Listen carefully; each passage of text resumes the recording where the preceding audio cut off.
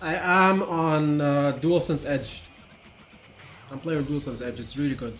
I genuinely think that this is the best controller on the market right now for everything.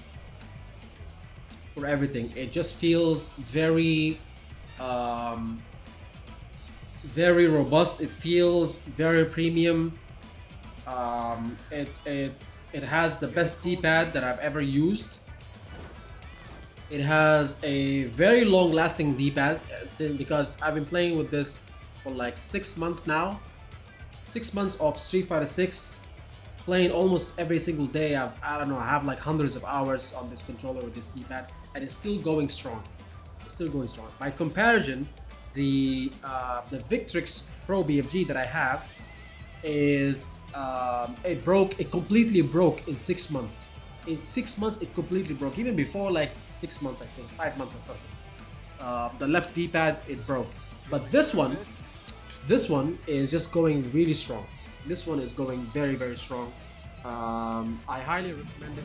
I highly recommend this controller because not only do you actually get a great D-pad. First of all, it looks awesome. Look at it. Look at it, bro. It looks absolutely great. It looks very sexy, to be honest. The black and white, just looks very beautiful. And on top of that, you do have, the best triggers, that I've ever used. I've used a lot of controllers. I've used the Wolverine controller from Razer. I've used the Victrix Pro BFG. I've used the PS4 regular pad, the PS5 regular pad, of course. Multiple different controllers I've used. A lot of Razer controllers, but this one is the best one.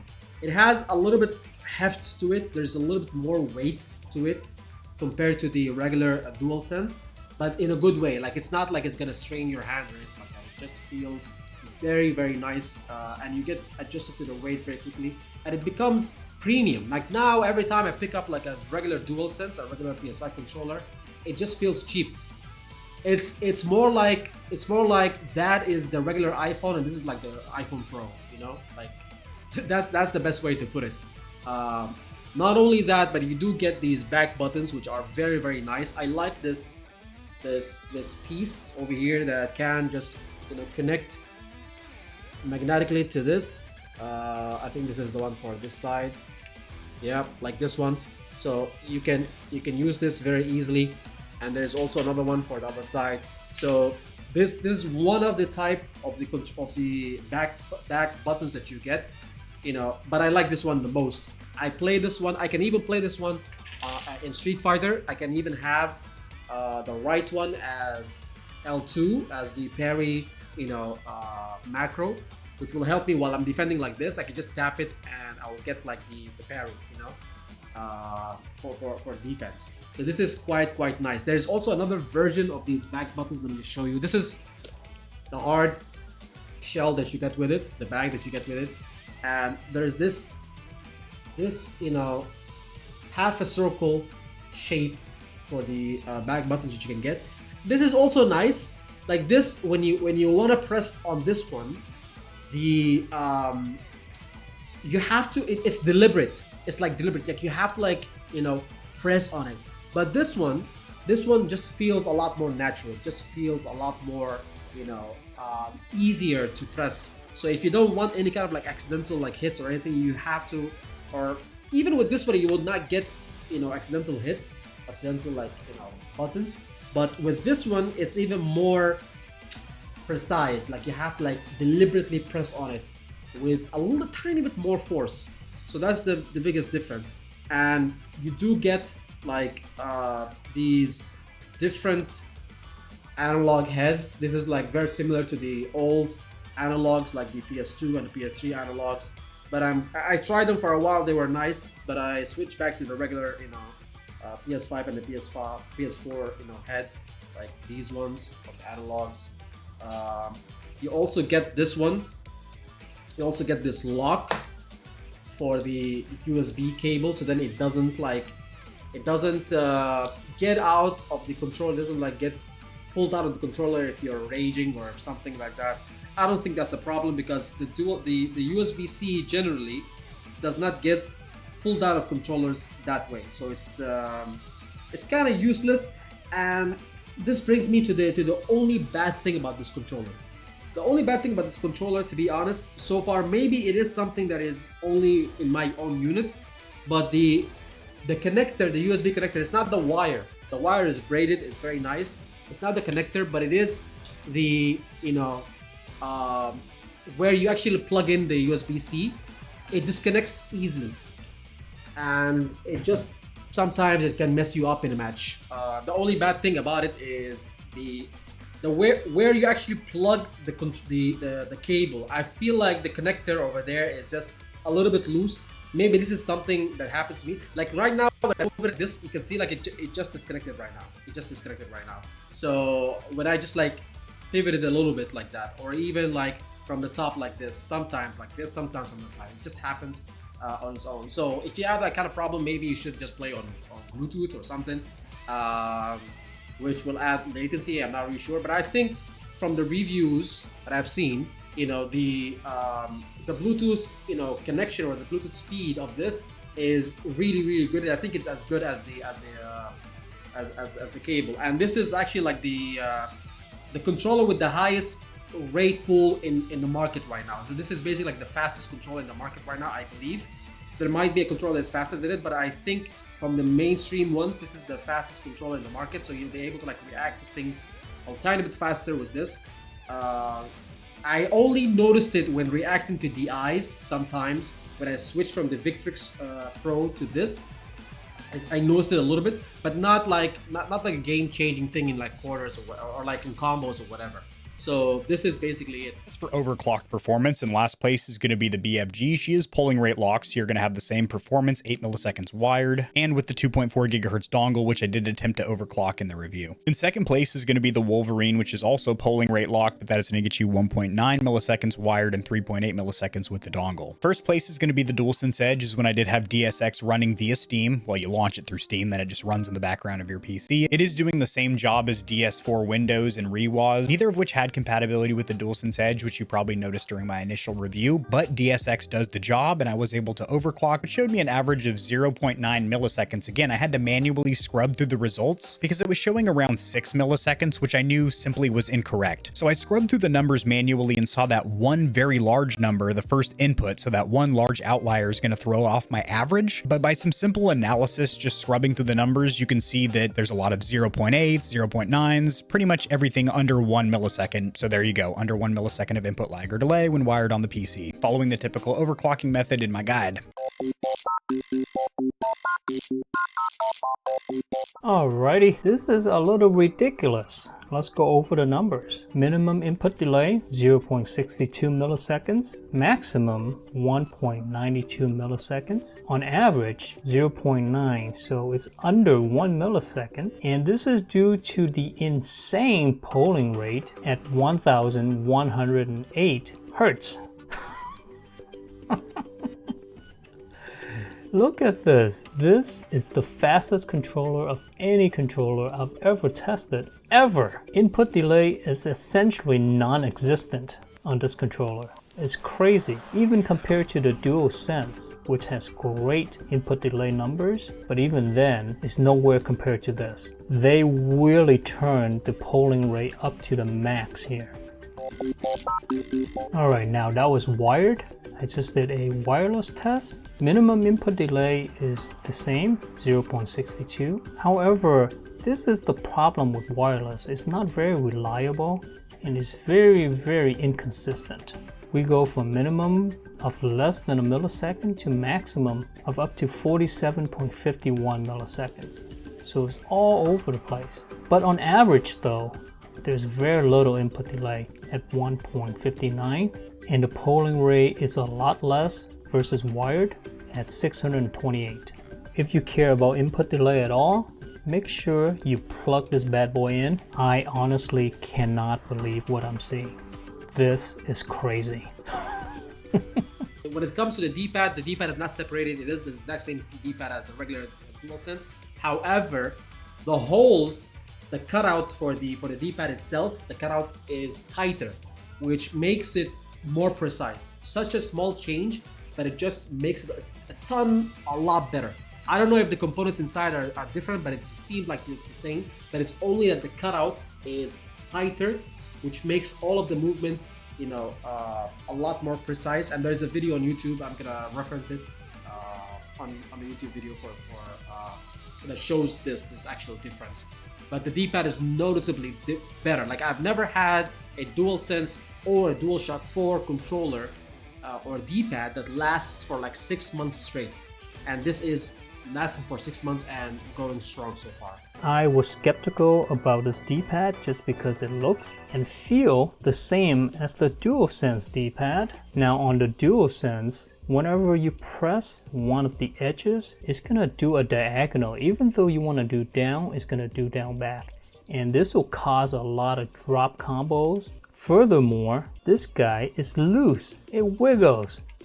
It rattles around.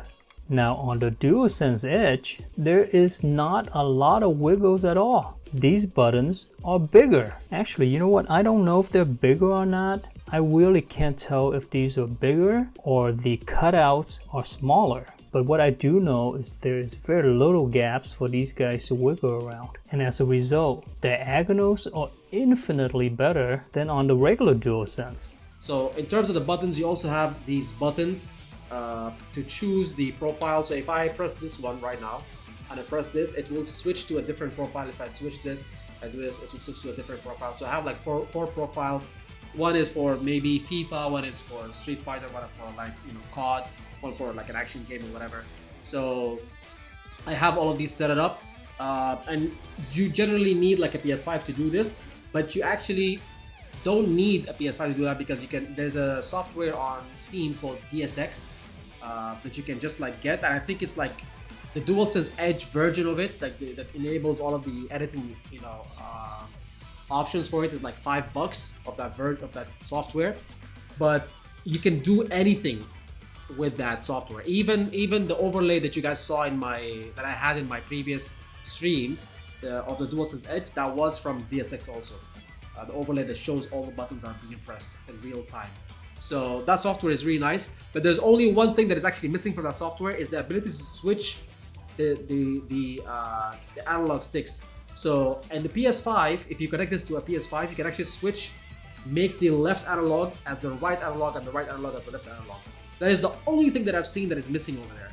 But everything else is there. You can assign everything. You can change the sensitivity of the analogs, whatever.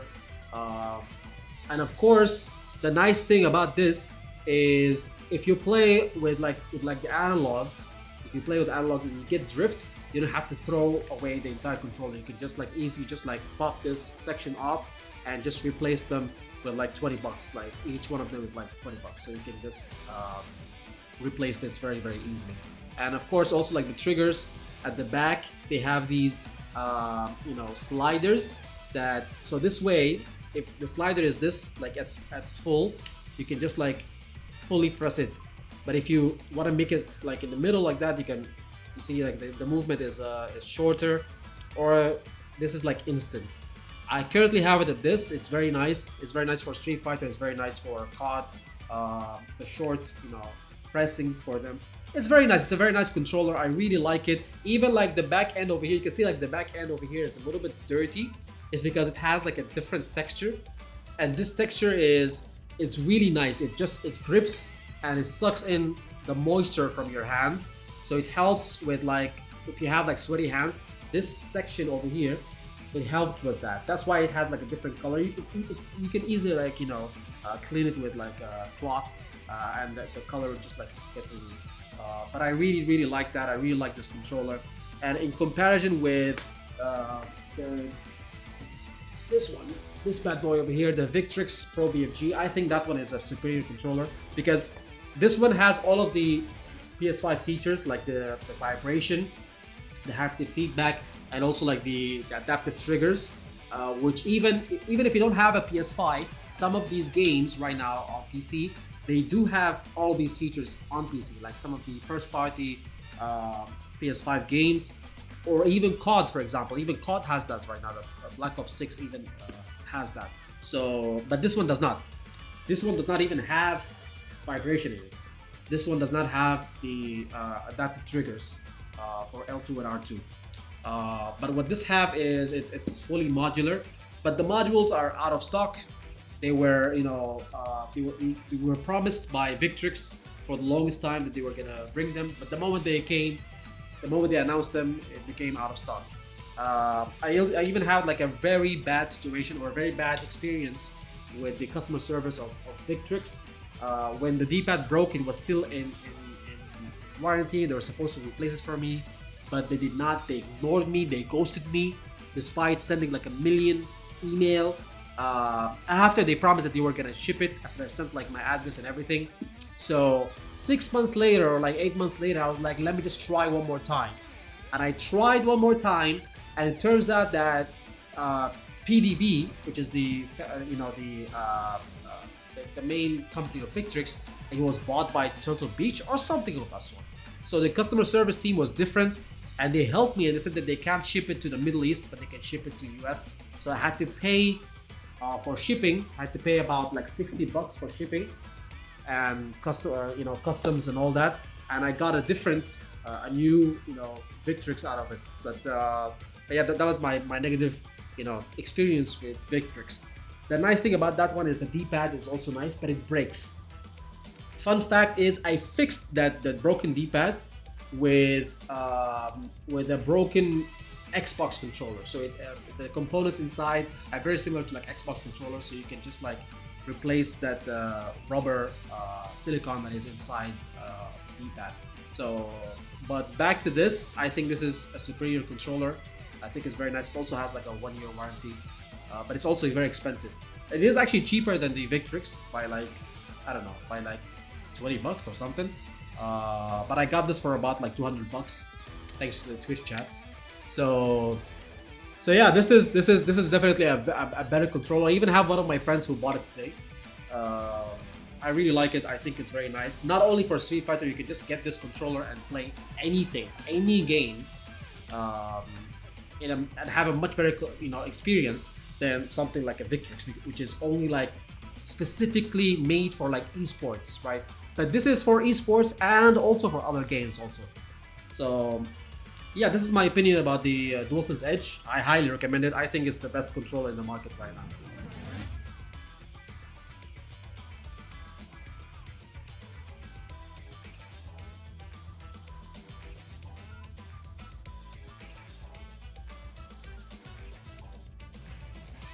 Nice.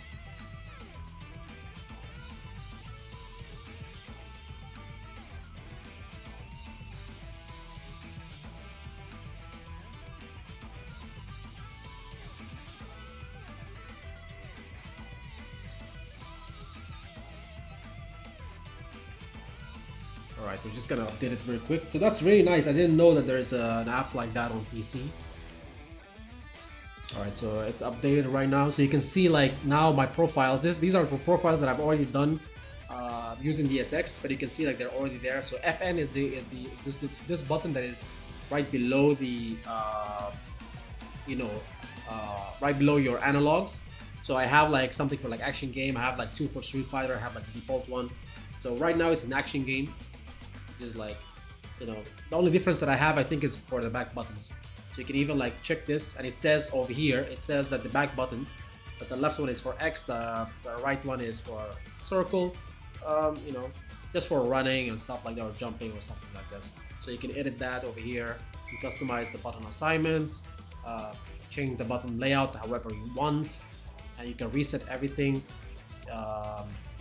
You can change the stick sensitivity, dead zone also, which is quite good. I don't usually do this. I usually do this in the game. Like if I'm playing Call of Duty or something like that, I would change that in the game. Vibration triggers effective intensity, so I already have them as strong. I have one of my friends who doesn't play games on PC unless they have like strong vibrations. This is very nice. Trigger dead zone also, you can change that. This is quite cool. This is quite cool.